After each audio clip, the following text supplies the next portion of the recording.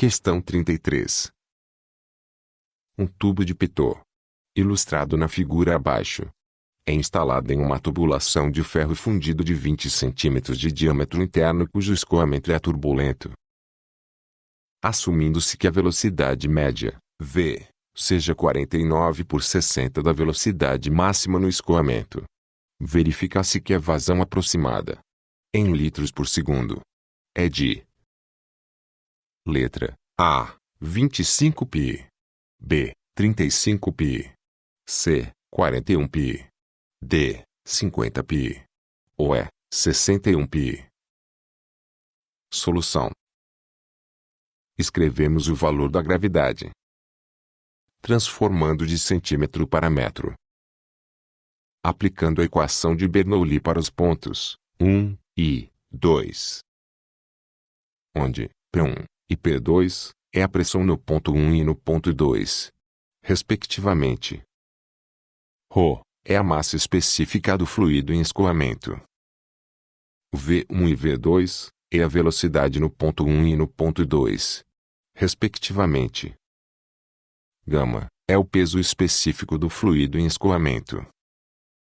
Z1 e Z2 é a distância vertical dos pontos 1 e 2, medido a partir da linha de referência. Ao dividir a equação por γ, Z1 e Z2 são iguais a zero pois estão na linha de referência. No ponto 1, encontra-se o maior valor de velocidade, V máximo. V2 é zero, pois o fluido está imóvel no tubo fino.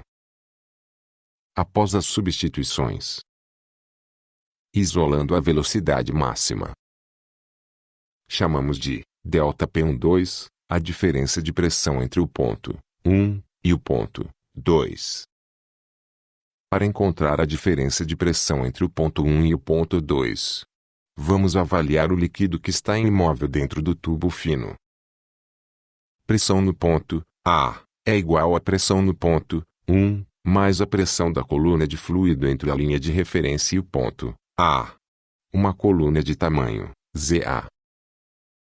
Isolamos P1.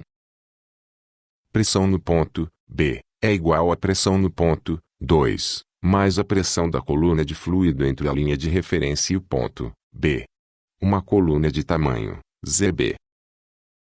Isolamos P2. O comprimento ZB pode ser reescrito como a distância até o ponto A, ZA, mais o comprimento H. Substituindo, rearranjando, encontramos a pressão nos pontos 1 e 2. Vamos encontrar a diferença de pressão entre os pontos 1 e 2.